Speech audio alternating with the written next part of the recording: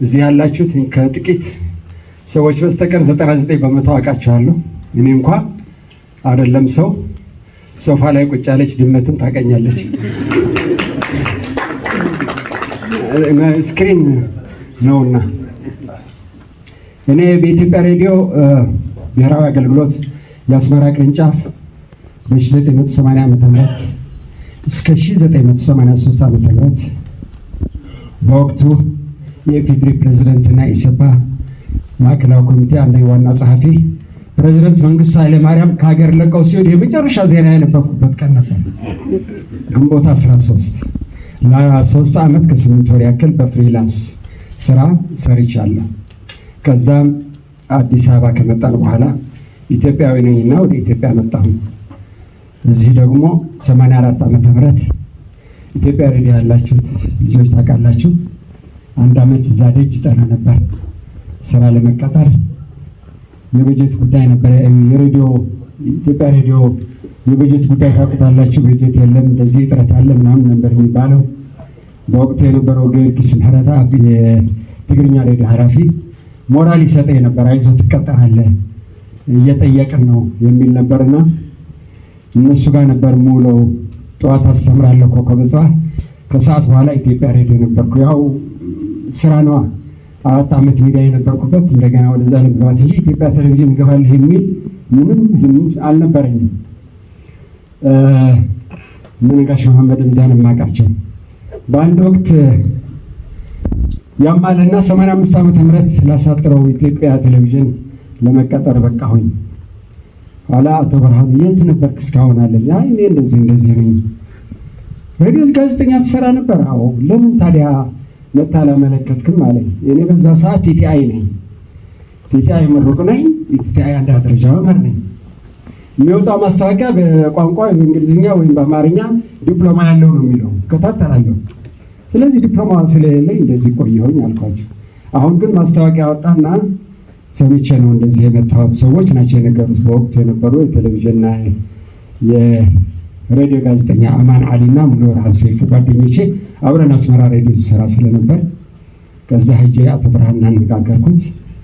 ሌሎች ፈተና ፈትነው ሰዎች አላገኙም። ነብርሃን እንዲጠሩ ተደረገ ድጋሚ።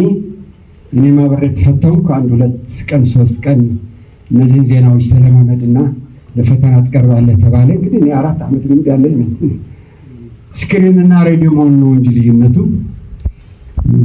ደግነቱ ያው አላህ ያለውም አይቀርም ፈጣሪ ያለው አይቀርም።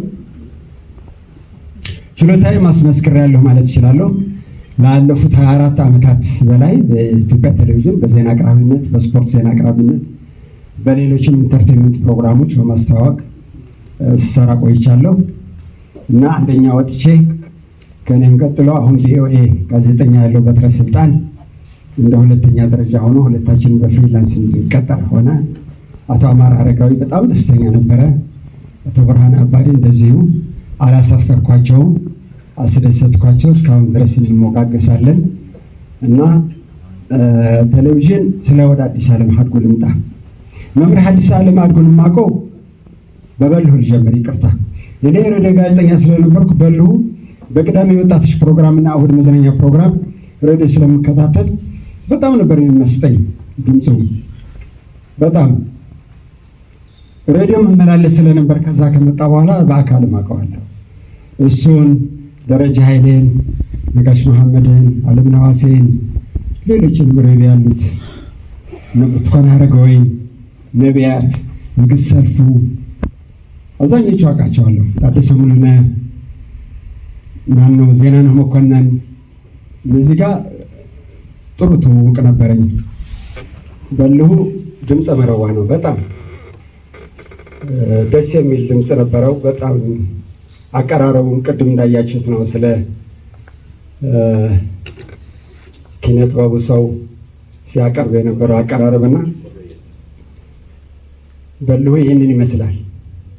አዲስ ዓለም የማውቀው በ1979 ዓመተ ምህረት እኔ ኤርትራ ውስጥ አስተማሪ ሆኜ ሰንዓፌ የምትባል ከተማ ከዛላምበሳ 25 ኪሎ ሜትር አረፍ ብላ እዛ ጄኔራ አስተማሪ ነበርኩ። 7ኛ እና 8ኛ ክፍል ሂስትሪ መምህር የለም ተብሎ በወቅቱ ምስጉን መምህር በአውራጃ ደረጃ ተሸልሜ ስለነበር ከደቀ መሐራ የምትባል ከተማ ወደ ሰንአፌ ተዛውሬ የአንድ ወር ደሞዝ ቦነስ 260 ብር ተሰጥቶኝ የቀበሌ ቤት ተሰጥቶኝ ሰንአፌ መምህር ሆኜ ነበር። ጓደኞቼ በሙሉ ግን አስመራ ገብተዋል። እና ትምህርት በስርጭት ትምህርት በሬዲዮ ዝግጅት ስርጭት ነበር። ያው ሬዲዮ እንደምታውቁት እከታተላለሁ። አቅፌ ነው የምተኛው ከልጅነት ጀምሮ።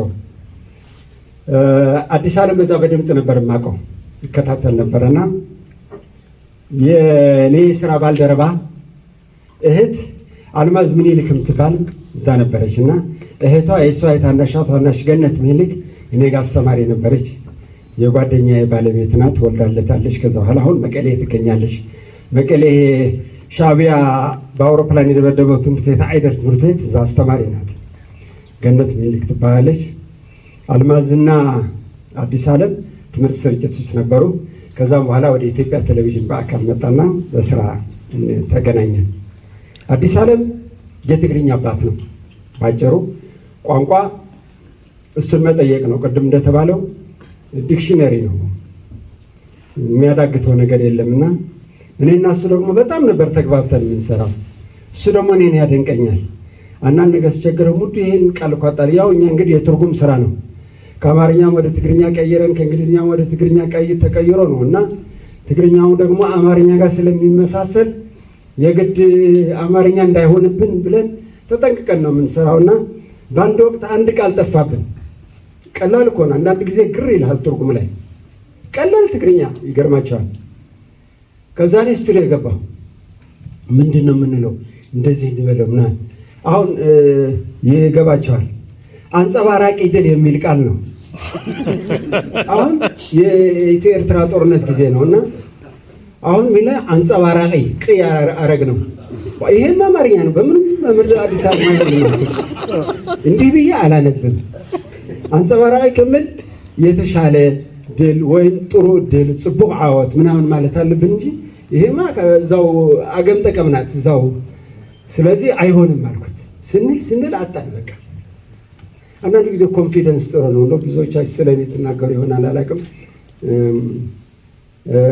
ደበሳይ ተክለው ሙዚየም የሚባል አለቃችን ነበር ከነ ብርሃኑ ኋላ የመጣና ትግርኛ አስተማሪ ነው። አዲስ አበባ ዩኒቨርሲቲ ቋንቋ ቴሌቪዥን ትግርኛ ቋንቋና በጣም ነው የሚያደንቀው። እነ ዮሐና ኃይሉን አስተምሯቸዋል እዛና ሙድ እኮ አየር ላይ ኤዲት የሚያደርግ ነው ብሎ ያስተምራቸው ነበርና ያደንቀኝ ነበር። አየር ላይ ያቀላ ይመጣልኝ መሰላችሁ። አንጸባራቂ ድል መስተንክራዊ ዓወት አልኩት። በቃ አዲስ ዓለም ዘለለ በቃ እዛው በካሜራ እንደዚህ ያወጡ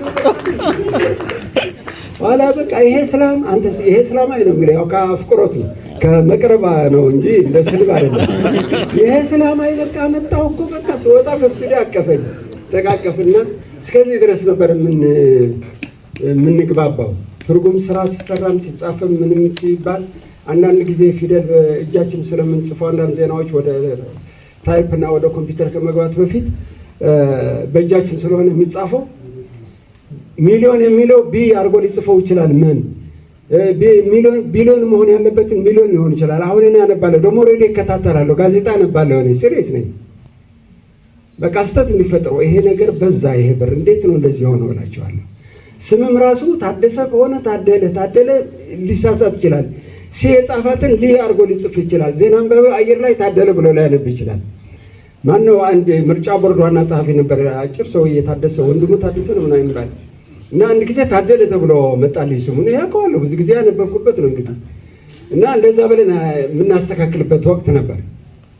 ባጭሩ ነብራም እናስታውሳቸውና አንድ ወቅት አቶ ወልደሚካኤል ጨሞ የሚባለኛ ሚኒስትር ነበሩ ባህልና ማስታወቂያ። አሁን አንድ ዜና ነበርና የእሳቸው ዜና ነው፣ ዘግይቶ ነው የመጣው። ወደ 15-16 ዜና ይዣለሁ። መጨረሻ የእሳቸው ዜና ነው፣ የአለቃችን ዜና ስለሆነ ደግሞ ሰፋ አድርገን ነው የምናቀርበው። ይሄ ሀሜት አይደለምና ከዛ በኋላ የገንዘብ ሚኒስተር ምክትል ሚኒስተር ነው የሚባለው በዛ ጊዜና አቶ መኮንን ማን ያዘዋል የሚባል ነበር። ስለሳቸው ዜና ነበር ከዛ በፊት ምክትል ሚኒስተር ነው የሚለው። የኛ ሚኒስተር ናቸው። የእሳቸው ዜና ሲመጣ ደግሞ እያነበብኩት ወረድን ወደታች ከ6ኛ ፎቅ ግራውንድ ነው የምንወርደው። አቶ ወልደሚካኤል ጨሞ ባህልና ማስታወቂያ ሚኒስተር ነው። አሁን ሲመጣ ያ አዘጋጁ ምክትል ሚኒስትር እያለ ስለቆየ ምክትል ሚኒስትር ብሎ ነው እንዲያውም የጻፈው። ምዕዝባር እንኳን አደረገው። የገዛ ሚኒስትር ነው እንግዲህ አይደል? የገዛ ሚኒስትር የሌሎችን ማወቅ ግዴታዬ ነው። አየር ላይ ሳነብ ሚኒስትር ባህልን ማስተባበሬታን አይተወለም ከኤል ጨሙ ያነበኩና ቀይ ስክሪቶ አስተማሪ ነኝ። ቀይና ሰማያዊ አይለይም። አክብቤ መጣሁና እንዴት ነበር? ጥሩ አረጋትቼ የመጨረሻ የሚኒስትራችን ዜና የመጨረሻ ዜና ነው። ጥሩ ነው ያነበብኩ። በጣም ፈርተን ነበር። በደንብ ሪሄርስ አላደረግም ብሎ እነ ብርሃኑ እነ የማነ ተጨንቀዋል። አክቤ መጣሁና እስኪ ያዋቴ እንደዚህ ዜና ያነበብኩ አይደለም። ነገሩ 1 ወር ይቆያል ሳይሰረዝ ወደ በቀለ ስሜ ሳይሄድ ለ1 ወር ዜናው አይጠፋም። የሚያስፈልግ ዶክሜንተሪ ይሆናል። ከዛ እኔ ግን እንደዚህ ብላችሁ የጻፋችሁ ሲባል ሲያዝ ከዛ ጋር የተያያዘ ነው እና ደነገጡ። እነ ብርሃኑ የማንም ደነገጠ። አዘጋጅ ነው ብርሃኑ ራሱ ኤዲተር ነው። እንግዲህ ትልቅ ወቀሳ ነው። አንድ ሚኒስትር ያክል የገዛ ሚኒስትር ያውም እና ያስወቅስና ያስቀጣ ነበረ። እስከዚህ ድረስ ነው። ይሄ ሙያ ፍቅሩና ዝንባሌው በተለይ ላይቭ ላይ ስርጭት ላይ እንደዚህ አይነት ነገር በትኩረት መስራት ከነ አዲስ ዓለም ነው የተማርነው፣ ከነ ብርሃኑ ነው። ብርሃኑ ደግሞ እንደ አለቃ አይደለም፣ በቃ እንደ ወንድም ነው፣ እንደ ታላቅ ወንድማችን ነው። ወደ ሰፊ ነው። አሁን ወፍሮ ብታዩት የኛው ጉድ ነው የተሸከመው ሆኖ የስንቱ አይነት ጸባይ ነው። የማያስቸግር ልጅ አልነበረም። አንዳንድ ስራ ጎበዝ ብንሆንም ብንረባረብም ብዙ አይነት ባህሪ ነበር በወንዱም በሴቱ ከኔ ከራሴ ጀምሮ ማለት ነው። እና ትልቅ ወንድም ነው። በቃ አለቃ ነው። ትልቅ ወንድም ነው። የቋንቋም ባለቤት ነው። ደራሲም ነው። አይቆጣም፣ አይናደድም፣ አይሳደብም፣ አይጮህም። ከዛ እኮ ብዙ አለቃ አይተናል እኮ 3-4 አይነት አለቃ እኮ አይተናል። ቴሌቪዥን ላይ አዲስ ዓለም ላስታውስና እንኳን ለዚህ አበቃ አዲስ ዓለም በሉ። ይሄ እንኳን ለዚህ አበቃችሁ። በጣም ደስ ብሎኛል። መቼም ጊዜ የሰላም የጤና እንዲሆንላችሁ እመኛለሁ። በስራም ደግሞ እንደምታገዟቸው፣ እንደምትረዷቸው፣ እንደምንረዳቸው አሁን ያሉት ተተኪ ልጆቻችን መተካካት አስፈላጊ ነውና ከጎን እኔም ከጎናችሁ አገዛቸዋለሁ። በጤንነታችሁም በማንኛውም ሁኔታችሁም በስራም አብረን ተጋግዘን እንሰራለን። ይህንን ስራ ላጠናከራችሁ ለጀመራችሁ ወንድሞቼ አጠናከራችሁ እንድትቀጥሉ አደራ እላለሁ። አመሰግናለሁ። ለሁላችሁ መልካምና ጤና እመኛለሁ።